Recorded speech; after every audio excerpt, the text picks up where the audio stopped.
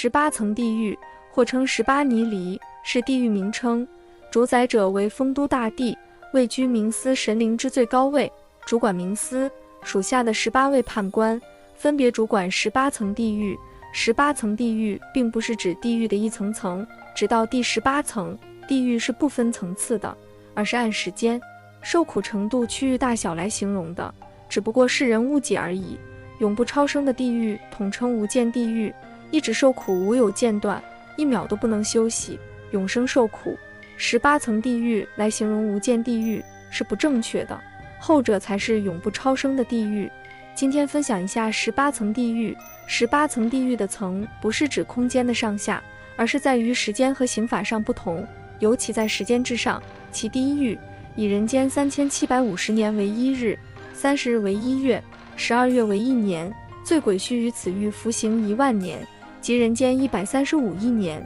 其第二狱以人间7500年为1日，罪鬼须于此狱服刑须经2万年，即人间541年。其后各狱之刑期均以前一狱之刑期为基数，递增2倍。第一层拔舌地狱，凡在生前经常油腔滑调、撒谎骗人、口出恶语的人，都会在死后被打发到这里受苦。有罪的灵魂会被小鬼按在地上，用冷冰冰的钳子撬开嘴巴，将舌头一点点地拔出口腔，直到连根扯断。在扯断之后，灵魂的舌头还会在一段时间后长出，然后继续受刑，循环往复。第二层剪刀地狱，在阳间，若妇人的丈夫不幸提前死去，她便守了寡，你若唆使她再嫁，或是为她牵线搭桥，那么你死后就会被打入剪刀地狱，剪断你的10个手指，一根一根的剪掉，十指连心，痛苦可想而知，就像水浒中的王婆，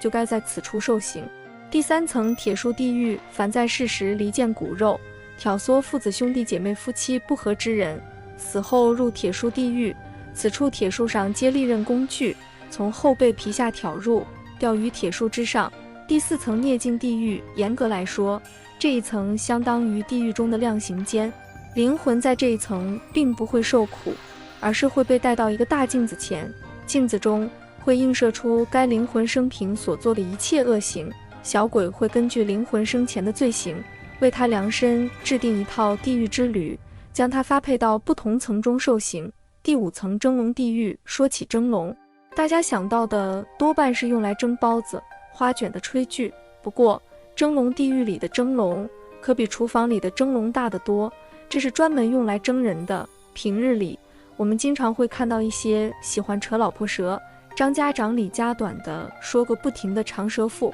罪行轻的会被发配到拔舌地狱中受刑，而一些因胡乱非议惹出大祸的女人就会被发配到蒸笼地狱受难，他们的灵魂会被小鬼投入到蒸笼中，像蒸馒头一样蒸熟，然后再取出放凉，凉透后再投入蒸笼，无休无止。第6层铜柱地狱，纵火毁灭罪证报复，放火害命者，死后便打入铜柱地狱。入此层者，小鬼们扒光你的衣服，让你裸体抱住一根直径1米、高2米的铜柱桶，在桶内燃烧炭火，并不停地扇扇鼓风，很快铜柱桶通红，那悲惨的感觉简直用语言无法形容。第7层刀山地狱，亵渎神灵者，你不信没关系，但你不能亵渎杀生者都是如此，更别提杀人了。如果你生前杀过牛呀、马呀、猫狗，因为他们也是生命，也许他们的前生也是人，也或许是你的身边人，也未可知。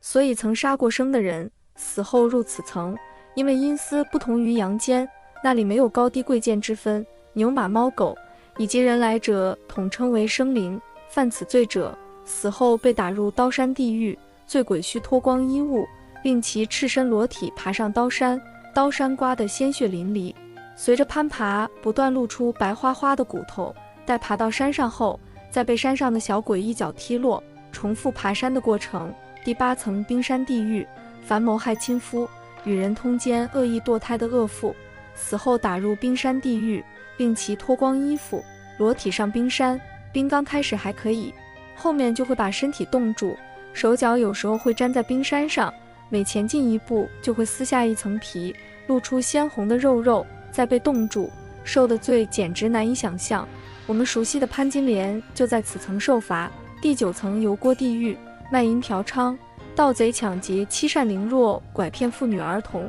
诬告诽谤、抢劫强奸、谋占他人财产、歧视之人，死后打入油锅地狱，剥光衣服，投入热油锅内翻炸，炸的身体啪啪直响。我们可以想象油炸猪排鸡排的场景，炸的时间长短则由情节轻重决定。有时有些罪孽深重之人刚从冰山地狱里出来，又被小鬼押送到油锅地狱里。人生在世，还是要多做善事，一定要相信因果报应，真的是不是不报，时间未到。第10层牛坑地狱，这是一层为畜生伸冤的地狱。凡在世之人随意诛杀牲畜，虐待动物，把你的快乐建立在他们的痛苦上，那么死后打入牛坑地狱，投入坑中，数只野牛袭来，牛角顶牛蹄踩，牛身压牛粪喷。但是想象之下，除了画面恶心污秽，小道士觉得此层算是比较舒服的一层了。第11层石压地狱，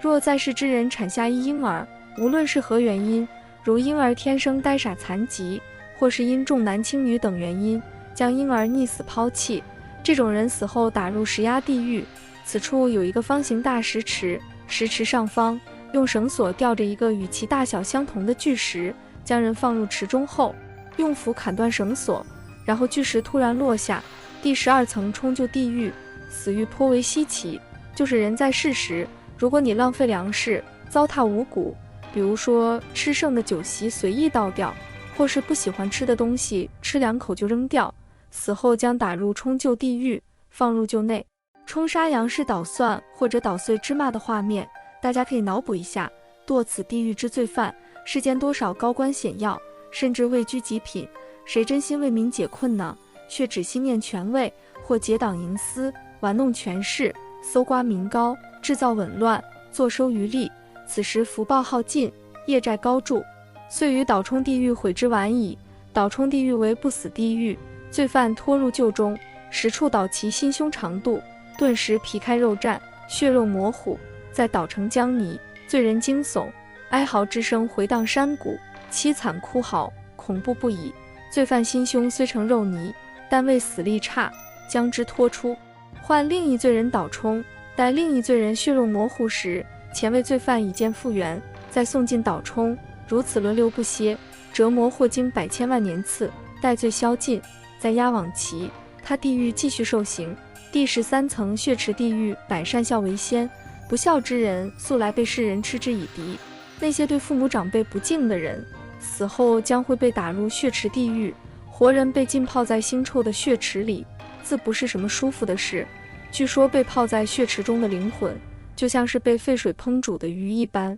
在血池中做无谓的挣扎。第14层枉死地狱，从字面意义上来分析，枉死的人通常是冤枉的，这样的灵魂为何也会被安排到地狱中受苦呢？结合佛经中的描述来看，这里的枉子所指的是那些漠视生命，以自杀终结人生的人。生而为人并不是一件容易的事，每个母亲在生子时都要经历痛苦的10月怀胎，所以以自杀这种方式放弃生命的人，显然辜负了父母的养育。被打入这一层地狱的人将会无休无止地重复着自己死前的那一幕，让他们为不珍惜生命的行为付出代价。第15层折刑地狱，所谓折刑，就是车裂之刑。说起我国古代最残忍的刑罚，莫过于车裂和凌迟。地狱中的折刑究竟应用于怎样的罪恶？佛经中的叙述比较模糊，不过既然刑罚如此残忍，想来针对的罪行定是罪无可赦的。第16层火山地狱，这一层比较广泛，损公肥私、行贿受贿、偷鸡摸狗、抢劫钱财、放火之人，死后将打入火山地狱，被赶入火山之中，活烧而不死。另外还有犯戒的和尚道士，也被赶入火山之中。第17层石磨地狱，贼人小偷贪官污吏欺压百姓之人，死后将打入石磨地狱，磨成肉酱后重塑人身。再磨第18层刀具地狱，偷工减料、欺上瞒下、拐诱妇女儿童、买卖不公之人，死后将打入刀具地狱。来人把衣服脱光，呈大字形捆绑于4根木桩之上，由裆部开始至头部用具具臂，最后还有一个无间地狱。这座地狱是超脱于18层地狱之外的，只有那些罪大恶极的人才会被发配至此。这一层根本没有时间这一概念，自罪恶的灵魂被打入无间地狱后，他们就要承受永生永世之苦，不得超生。上面说的18层地狱并不是按罪重论处，而是你犯下哪一条就要相应的承受惩罚。如果你杨氏未积福报，作恶多端，那么恐怕大部分地狱都要走上一遍。很多人不相信因果成负之说，更不信有地狱之说法。实际上，当我们无法超越3界6道轮回去关照人生，我们可以将地狱理解为苦难世界，即苦海苦难世界之苦远远超出人类所能承受的极限，甚至难以想象。作为常人，我们无法看到地狱的惨状，所以积善业积福报，为此生也为死后。本期内容到这里就要跟大家说再见了。你还知道18层地狱的哪些内容？欢迎在评论区留言。如果你喜欢我的内容，请点赞、关注、转发，感谢你的观看，我们下期见。